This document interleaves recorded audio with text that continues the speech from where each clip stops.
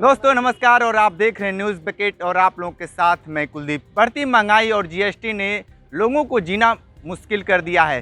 सीधे तौर पे हम बात करेंगे कि चाहे व्यवसायी हो चाहे आम लोग हों, सीधे उनको कितने ये जीएसटी असर डालेगी। कापी हो, किताब हो या खाने पीने का पदार्थ हो, सारे चीज़ों पे जीएसटी लग चुकी है। और सीधे तौर पे यहाँ पे तमाम लोग हैं, इनसे बात करेंगे कि क्या कुछ दिक्कतें हैं। क्या नाम है आपका? सफ़ीकुज़्ज़मान अंसारी। ये बताइए कि खाने पीने पे जीएसटी लग चुकी है, क्या कुछ कहेंगे? देखिए, खाने पीने पे जीएसटी लग गई है तो इससे गरीबों का क्या हाल होगा ये बताने की ज़रूरत नहीं है। सरकार बड़े उद्योगपतियों का, जितने भी बड़े लोग हैं, सिर्फ उन्हीं का फ़ायदा कर रही है। बाकी जो गरीब जनता है वो तो पहले से ही मर रही है, अब और ज़्यादा मर जाएगी। ये बताइए कि रोजगार में क्या असर पड़ेगा? भाई, जिस तरीके से देश के अंदर जो इस समय गरीब आदमी जी रहा है, ये मान के चलिए कि वो नारकी जीवन जी रहा है। मजदूर तबके का जो आदमी 200-300 रुपये की दिहाड़ी करके वो किस तरीके से अपने परिवार को चला रहा है वही जानता है। सरकार ने एक अभियान जैसे चला दिया है, गरीबी ख़त्म करने का नहीं, गरीबों को ख़त्म करने का। आप देख रहे हैं आत्महत्या की तमाम जो है घटनाएं बढ़ रही हैं। आम आदमी जिस तरीके से अपने जीवन के लिए या अपने परिवार के भरण पोषण के लिए संघर्ष कर रहा है, वो सब देख रहे हैं। और उस पर सरकार की मार ये कि जो बहुत ही आवश्यक चीज़ें थी उस पर भी जीएसटी लगाने का काम सरकार ने किया है।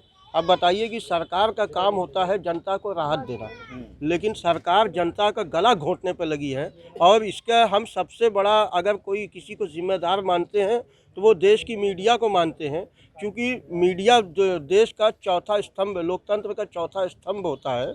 और जो जनता की तकलीफ़ें, जो दर्द, जो दुख, जो उसकी परेशानियां हैं, वो दिखाने का काम मीडिया का है।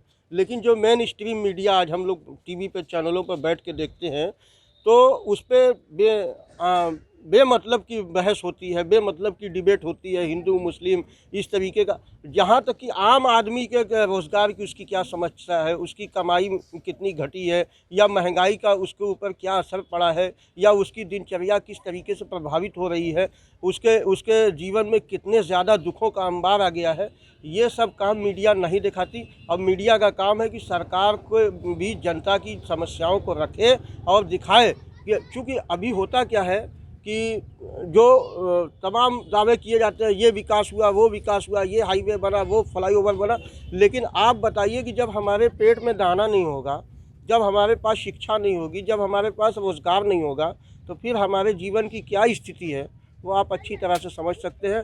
हम सरकार से बहुत मार्मिक अपील करते हैं आपके चैनल के माध्यम से कि गरीबों की सुध लीजिए। बड़े पूंजीपतियों को जो है जिस तरीके से सरकार तमाम चीज़ें बेच रही है, तमाम जो सरकारी उपक्रम थे, जो मुनाफा देने वाले उपक्रम थे, उनको प्राइवेट हाथों में बेचा जा रहा है। और उससे होता क्या है कि आम आदमी का बजाय रोज़गार बढ़ने के और दिन ब दिन रोज़गार कम होता जा रहा है।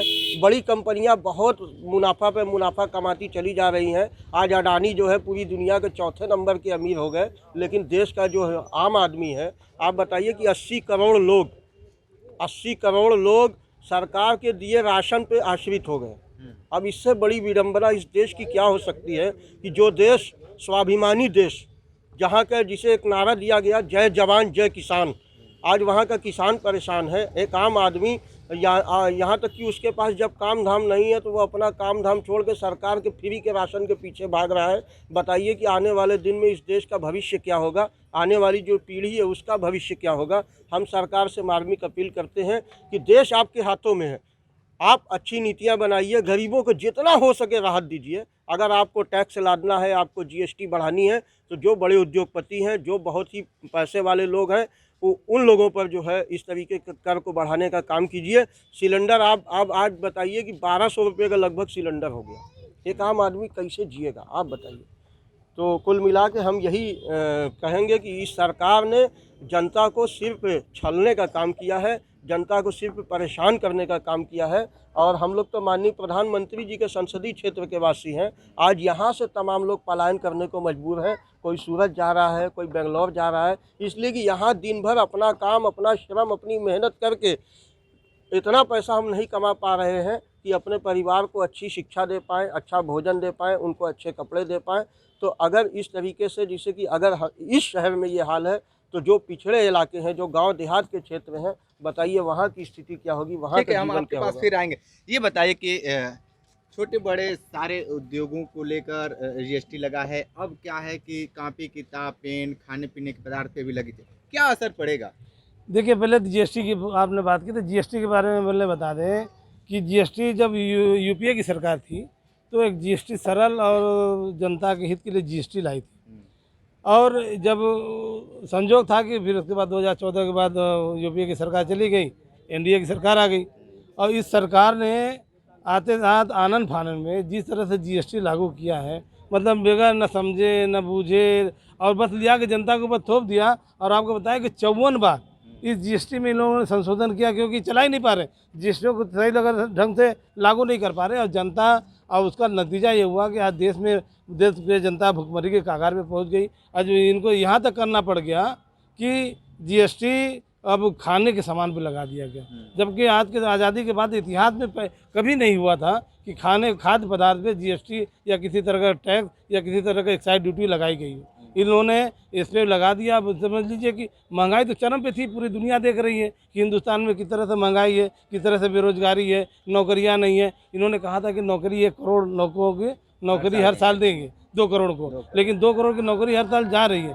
तो मैं बता रहा था कि जिस तरह से खाद्य सामानों पे जिस तरह से जीएसटी लगाई गई है, एक तरफ तो आप सरकारी दुकानों पे फ्री में जनता को अनाज दे रहे हैं, जैसा कि अभी भाई साहब ने कहा, इकबाल भाई ने, कि 80 करोड़ को आप लोगों ने खुदे मान रहे हैं कि गरीबी रेखा के नीचे है, और ऊपर से कहते हैं देश में गरीबी नहीं है। हम, और ये सही बात है, इन्होंने कहा कि गरीबी नहीं हटाना चाह रहे हैं, गरीबों को हटाना चाह रहे हैं।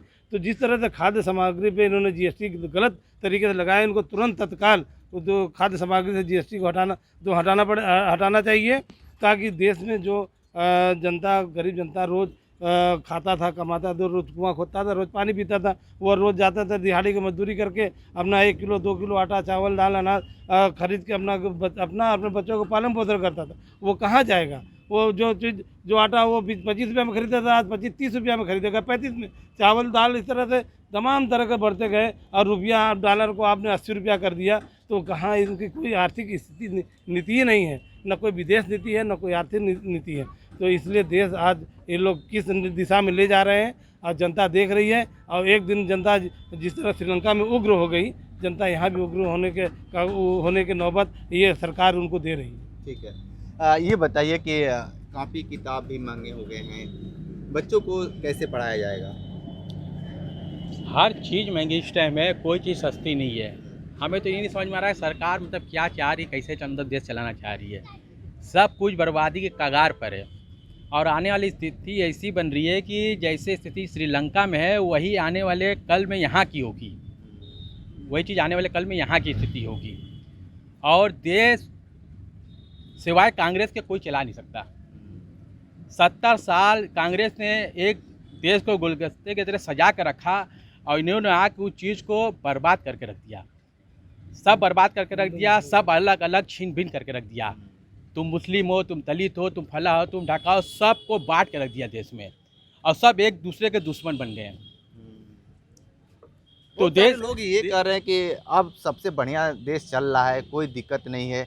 आपको नहीं लगता है कि यहाँ पे कितनी शांति चैन अमन है? कुछ नहीं, कहाँ शांति है? ये तो भरम है लोगों का कि शांति है। कहाँ शांति है? कहीं शांति नहीं है। ये तो एक भरम बना देने की शांति है, शांति तो बिल्कुल नहीं है। आदमी के मन में शांति नहीं है। इस टाइम महंगाई से लड़ रहा है, बेरोजगारी से लड़ रहा है, और हर एक चीज़ से लड़ रहा, संघर्ष कर रहा है इस टाइम इंसान। घर के अंदर अशांति पैदा हो गई है। आदमी 100 रुपया कमाना मुश्किल इस टाइम है। और इस टाइम जो गरीब तबका है, जो बुनकर टाइप के लोग हैं, उनसे पूछे कैसे चला रहे हैं अपना घर। बहुत समस्या है।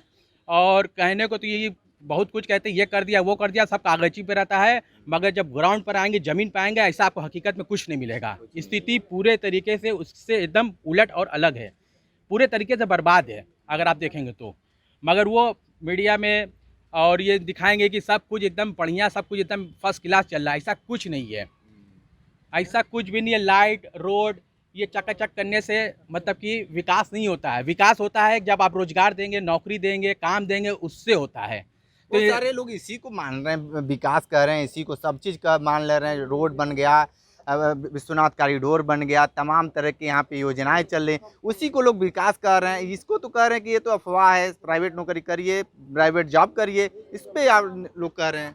तो प्राइवेट नौकरी, प्राइवेट जॉब भी तो मिलना चाहिए इस टाइम। तो अगर हम नौकरी लेने के लिए हम दौड़ रहे हैं कि कोई दुकान पे हमें नौकरी लग जाए, तो वो भी नहीं मिल रही है। कि बोल रहे हैं कि नहीं इस टाइम स्थिति बहुत ख़राब है, मतलब कि एकदम इस टाइम रोजगार एकदम बेकार है इस टाइम, मतलब कि आपको नौकरी नहीं, मतलब प्राइवेट नौकरी भी नहीं मिल रही है कि 1000, 2000, 3000, 4000 तक की भी मिल जाए, ये स्थिति इस टाइम है। तो ये थे, तमाम लोग थे और जीएसटी और महंगाई पे बेबाकी से बात बोलें। सच्चाई यही है कि सभी लोग महंगाई से त्रस्त हो चुके हैं और लगातार ये रिपोर्ट बनारस के सरैया से हम दे रहे थे। हमारे साथ बने रहे न्यूज़ बकेट के साथ, हमें दीजिए इजाज़त, नमस्कार। पेश है न्यूज बकेट हिंदी मासिक पत्रिका। पढ़ें इस महीने की पूरी खबर विस्तार से हमारे न्यूज बकेट की मैगजीन में। हमारी ई मैगजीन को मुफ्त में पढ़ने के लिए अभी लॉगिन करें www.newsbucket.in पर। इसके अलावा रोज की ताज़ा खबरों के लिए हमारे YouTube चैनल को तुरंत सब्सक्राइब करें।